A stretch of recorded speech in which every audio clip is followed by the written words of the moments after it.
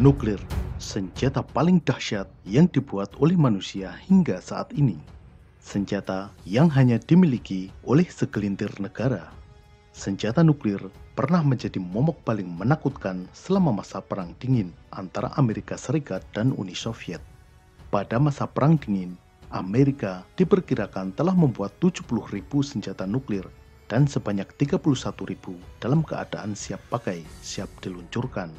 Uni Soviet pada masa itu telah membuat 55.000 dan 45.000 diantaranya siap digunakan. Gabungan jumlah hulu ledak nuklir Amerika dan Uni Soviet pada masa itu, jika diledakkan semua, diperkirakan mampu memusnahkan kehidupan di muka bumi.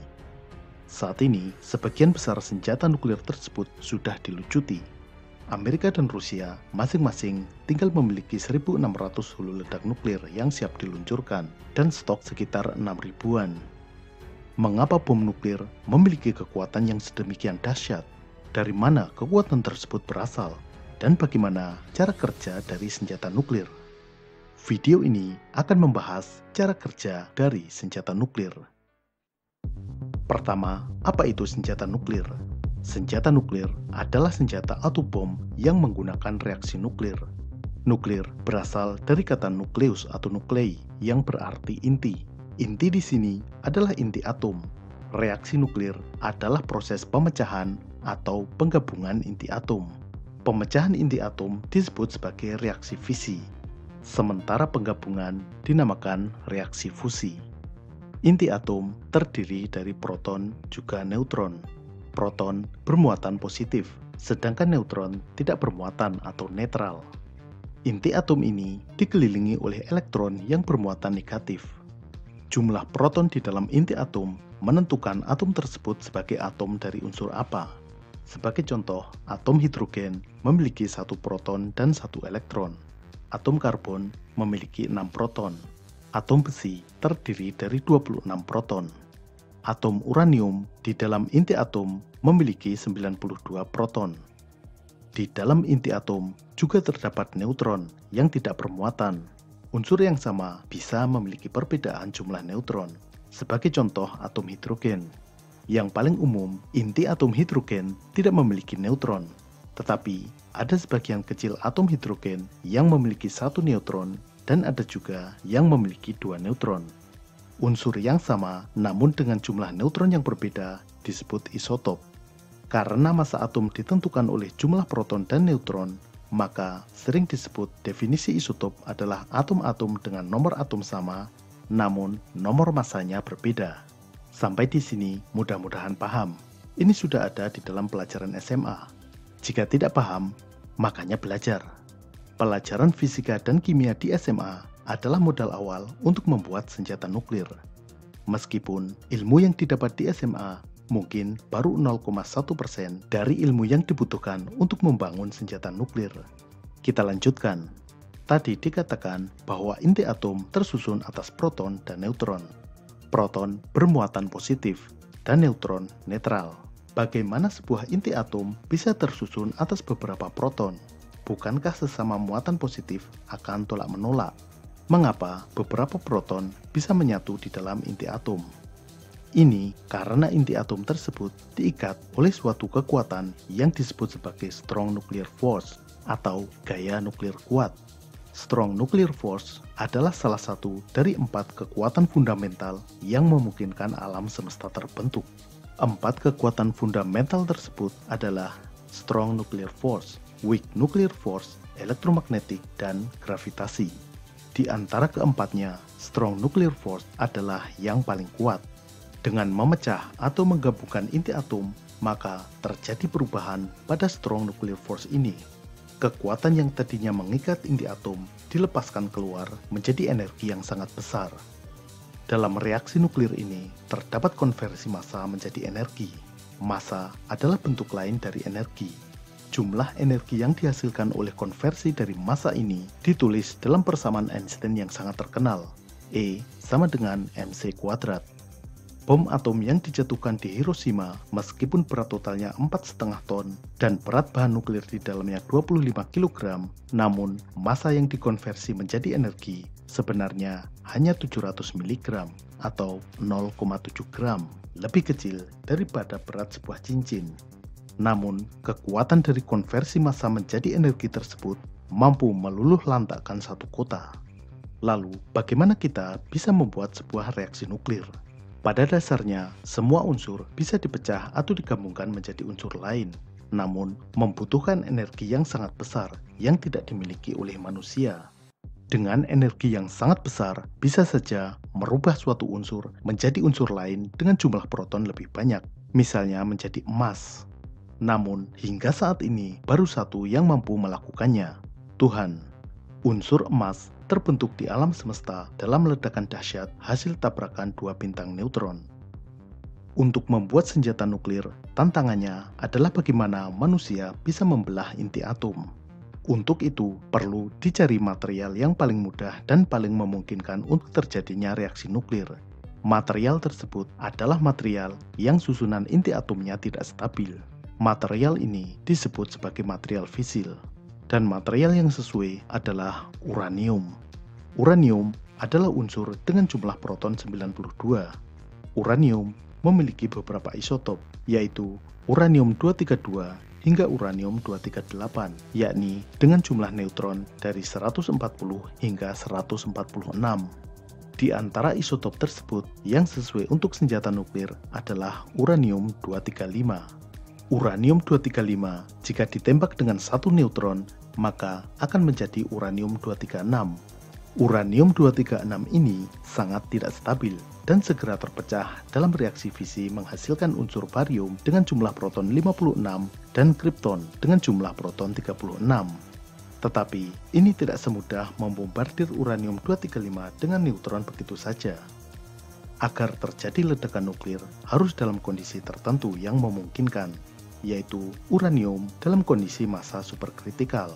Massa superkritikal adalah kondisi di mana jumlah massa dan densitas material fisil memungkinkan terjadinya reaksi fisi secara berantai. Untuk lebih jelasnya, mari kita lihat bagaimana cara kerja dari bom atom. Bom atom tipe pertama adalah bom tipe tembak atau gun type. Senjata nuklir jenis ini relatif sederhana dan lebih mudah dibuat dibandingkan jenis lainnya. Salah satu contohnya adalah bom atom Little Boy yang dijatuhkan ke Hiroshima. Dalam bom atom tipe tembak, pada prinsipnya, material uranium ditembakkan hingga bertumbukan dengan uranium lainnya. Berikut ini cara kerjanya. Pada senjata ini, bahan nuklir yaitu uranium-235 dibagi dua. Keduanya dalam keadaan massa subkritikal, sehingga tidak memungkinkan terjadinya reaksi nuklir. Agar memungkinkan terjadi reaksi nuklir, kedua bagian ini harus disatukan dengan sangat cepat sehingga tercapai massa superkritikal. Caranya adalah ditembakkan. Untuk itu, kedua bagian ini ditempatkan di dalam laras baja yang mirip dengan laras meriam atau artileri. Salah satu bagian berada tetap di satu ujung. Satu bagian lainnya di ujung satunya dengan bahan peledak konvensional di belakangnya. Untuk memicunya, bahan peledak ini diledakkan. Ledakan dari bahan peledak mendorong silinder uranium melalui laras dengan kecepatan sangat tinggi. Tumbukan kedua bagian ini menyatukan kedua bagian sehingga massanya menjadi massa superkritikal, yaitu massa minimal yang dibutuhkan untuk terjadinya reaksi berantai nuklir. Kekuatan kinetik dari tumbukan kecepatan ini meningkatkan density dari uranium sehingga keadaannya menjadi massa superkritikal.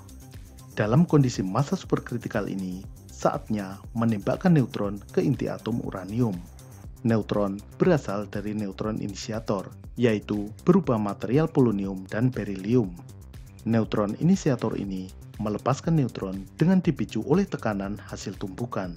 Dalam keadaan ini, ketika neutron menghantam inti atom, terjadi reaksi fisi atau pemecahan inti atom. Neutron bersatu dengan inti atom uranium-235 dan menjadikannya uranium-236. Uranium-236 yang sangat tidak stabil segera pecah dan terjadi reaksi fisi. Reaksi fisi ini menghasilkan dua atom baru, yaitu barium dan kripton. Pemecahan satu inti atom selain mengeluarkan energi, juga melepaskan 3 neutron. Neutron-neutron tersebut kemudian menghantam inti atom lainnya dan terjadi reaksi fisi yang serupa. Terjadilah reaksi berantai secara eksponensial, semakin banyak dan berlipat ganda. Reaksi ini terus terjadi selama masih dalam masa superkritikal. Reaksi nuklir berantai ini menghasilkan ledakan nuklir. Bom atom Little Boy memiliki kekuatan setara dengan 15.000 ton TNT.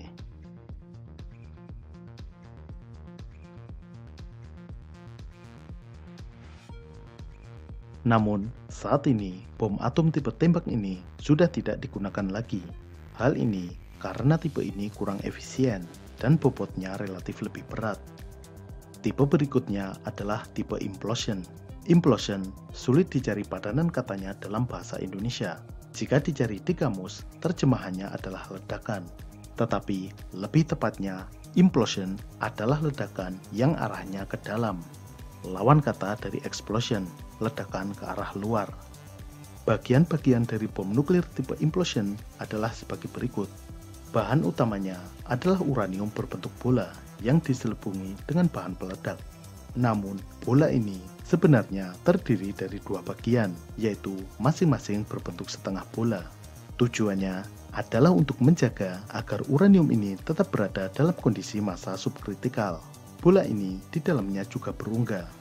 Rongga di dalam bola uranium diisi dengan material yang berfungsi sebagai neutron detonator atau neutron inisiator, yaitu yang menyediakan neutron untuk memicu atau memulai reaksi fisi dari uranium. Bahan untuk neutron inisiator misalnya isotop berilium 9 dan polonium 210 yang ditempatkan terpisah beberapa milimeter. Saat disatukan oleh tekanan ledakan, mereka melepaskan neutron dalam jumlah besar. Di sekeliling bola uranium terdapat neutron reflektor. Ini terbuat dari bahan yang mampu memantulkan neutron seperti cermin. Bahan yang digunakan biasanya adalah berilium. Fungsi neutron reflektor adalah mencegah neutron tidak keluar saat proses peledakan. Di luar neutron reflektor dibungkus dengan bahan peledak konvensional. Bahan peledak ini ketika diledakkan akan menekan bola uranium dari segala sisi, meremasnya dengan tekanan besar sehingga meningkatkan densitas uranium tersebut hingga tercapai kondisi massa superkritikal. Antara bola uranium dengan neutron reflektor dipisahkan dengan ruang vakum atau hampa udara. Fungsinya untuk memberikan hammer effect saat bahan peledak diledakkan agar tekanan ledakan terfokus ke arah dalam, bukan memantul keluar. Ketika kondisi massa superkritikal tercapai, saat itu juga neutron inisiator di tengah bola uranium memancarkan neutron dalam jumlah besar. Neutron tersebut memicu reaksi fisi dan terjadilah reaksi fisi secara berantai yang menghasilkan ledakan nuklir. Bom nuklir tipe implosion yang pernah digunakan adalah bom dengan nama Fat Man yang dijatuhkan di Nagasaki. Bom nuklir ini menggunakan bahan plutonium. Plutonium dibuat dari uranium-238. Uranium-238 dibombardir dengan radiasi neutron. Inti atom uranium-238 menyerap neutron dan menjadi uranium-239. Uranium-239 ini kemudian mengalami peluruhan dan berubah menjadi unsur neptunium, kemudian menjadi plutonium-239. Senjata nuklir yang ada saat ini adalah senjata nuklir yang kekuatannya berasal dari reaksi fusi. Reaksi fusi atau penggabungan inti atom yang terjadi pada senjata nuklir modern adalah penggabungan deuterium dan tritium, menghasilkan atom helium. Deuterium dan tritium adalah isotop hidrogen dengan kelebihan masing-masing 1 neutron dan 2 neutron. Karena itu, bom nuklir ini sering disebut sebagai bom hidrogen. Reaksi fusi menghasilkan energi yang jauh lebih besar daripada reaksi fisi. Reaksi fusi penggabungan hidrogen menjadi helium sama dengan yang terjadi pada inti matahari. Di dalam matahari, reaksi nuklir ini bisa terjadi karena atom-atom hidrogen ditekan oleh gaya gravitasi yang sangat besar akibat massa matahari yang besarnya 330.000 kali lipat massa bumi. Reaksi fusi dari isotop hidrogen juga hanya bisa dimungkinkan dalam suhu yang sangat panas. Suhu yang dibutuhkan untuk reaksi fusi ini sekitar 100 juta derajat Celcius. Karena itu, bom hidrogen disebut juga sebagai bom termonuklir. Untuk meniru tekanan yang besar dan suhu yang tinggi, maka diperlukan energi ledakan sebagai pemula. Ledakan bahan peledak konvensional tidak mencukupi.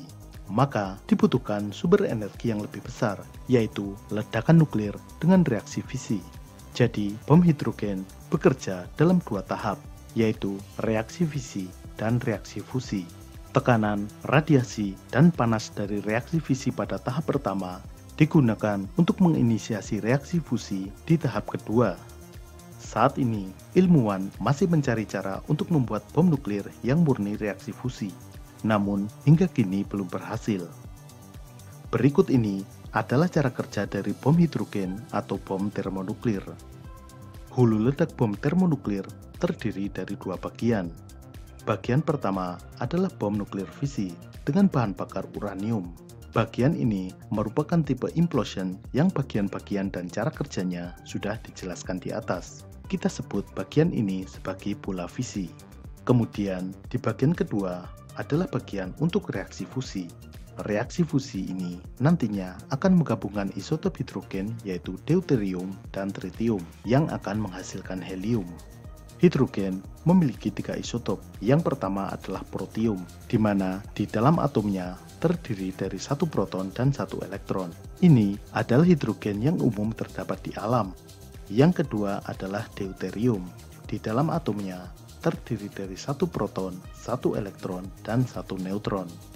Yang ketiga adalah tritium.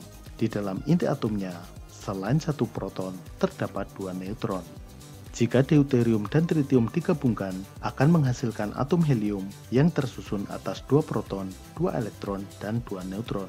Yang menjadi masalah dalam pembuatan bom hidrogen adalah unsur tritiumnya. Ini karena tritium tidak stabil, dengan cepat melepaskan neutronnya dan berubah menjadi deuterium. Untuk itu, dalam bom hidrogen, tritium dibuat di dalam bom saat peledakan. Begini cara kerjanya. Tahapan dimulai dengan peledakan bahan peledak di sekeliling uranium yang kemudian memicu reaksi fisi seperti yang sudah dijelaskan sebelumnya. Ledakan nuklir ini selain menghasilkan gelombang kejut dan panas, juga memancarkan radiasi sinar gamma dan sinar X yang sangat besar. Selain tentunya juga memancarkan neutron. Hulu ledak ini dibungkus dengan lapisan berilium. Material berilium ini berfungsi sebagai cermin neutron yang mampu memantulkan neutron juga radiasi yang dihasilkan oleh reaksi fisi. Di bagian kedua berbentuk silinder dengan casing dari uranium-235. Kemudian diisi bahan bakar berupa lithium deuterida dan inti atau core berbahan plutonium. Kita sebut bagian kedua ini sebagai silinder fusi.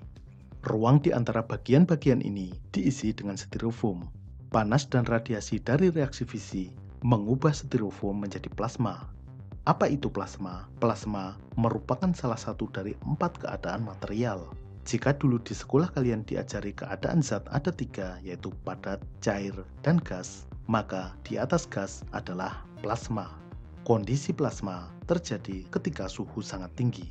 Dalam kondisi plasma, susunan elektron dalam atom terpisah dari inti dan menjadi ion bebas. Radiasi sinar gamma, sinar X, dan neutron yang dipantulkan oleh lapisan berilium difokuskan mengenai silinder fusi. Radiasi ini bergerak dengan kecepatan cahaya, sehingga radiasi ini mampu mencapai silinder fusi lebih cepat daripada gelombang kejut yang akan menghancurkan struktur bom. Radiasi sinar gamma, sinar X, dan neutron yang dihasilkan dari reaksi fisi mengenai casing uranium dan inti plutonium pada silinder fusi. Terjadi reaksi fisi pada casing uranium dan inti plutonium. Tekanan ledakan keduanya bersama-sama menekan lithium deuterida dari arah luar dan dalam. Lithium deuterida adalah senyawa yang terdiri dari lithium dan deuterium. Lithium deuterida menyerap neutron dan menghasilkan helium dan tritium. Tritium yang dihasilkan kemudian bergabung dengan deuterium dan terjadilah reaksi fusi. Reaksi fusi yang menghasilkan atom helium ini melepaskan energi yang sangat besar. Terjadilah ledakan nuklir akibat reaksi fusi. Seluruh proses yang terjadi di atas terjadi dalam waktu yang sangat singkat, yaitu 600 per miliar detik. Artinya, 1 detik dibagi 1 miliar, lalu dikalikan 600. Sebagai gambaran, 1 kedipan mata membutuhkan waktu 300 milisecond atau sepertiga detik. Jadi, waktu yang dibutuhkan untuk mengedipkan mata 500.000 kali lipat lebih lama daripada tahapan ledakan bom termonuklir yang rumit tadi. Selain senjata nuklir di atas yang sudah ada jenis lain yang masih dikembangkan atau secara teori dimungkinkan bisa dibuat. Di antaranya adalah bom neutron.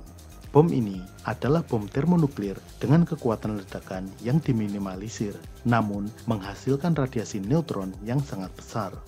Radiasi neutron tidak merusak bangunan fisik, namun merusak sel-sel organik. Secara teori, ketika diledakkan, maka infrastruktur masih akan utuh, namun manusianya akan mati. Karena dibutuhkan teknologi tinggi untuk membuatnya, hanya segelintir negara yang memiliki senjata nuklir. Saat ini, ada 6 negara yang memiliki senjata nuklir dan siap diluncurkan. Mereka adalah Amerika Serikat dengan 1.600 hulu ledak, Rusia juga dengan 1.600 hulu ledak, Inggris 120, dan Perancis 280. Tiongkok dan India tidak diketahui pasti berapa yang siap diluncurkan. Namun, mereka telah membuat hulu ledak nuklir masing-masing 290 dan 140 buah. Pakistan dan Korea Utara telah berhasil membuat dan menguji coba senjata nuklir, namun masih diragukan kemampuan mereka untuk meluncurkannya ke negara lain. Iran dicurigai terus mengembangkan senjata nuklir, dalam waktu dekat diperkirakan akan segera berhasil. Israel diduga kuat memiliki senjata nuklir dan wahana untuk meluncurkannya. Mereka juga dicurigai bertanggung jawab atas uji coba nuklir misterius di selatan Samudra Hindia. Kilatan cahaya ledakan itu terekam satelit Vela pada tahun 1979. Namun, hingga saat ini, terkait kepemilikan senjata nuklir, Israel tidak pernah mengakui, tetapi juga tidak membantah. Pada episode berikutnya, kita akan mempelajari bagaimana langkah-langkah untuk membuat senjata nuklir. Bisakah Indonesia membuat senjata nuklir? Sampai jumpa.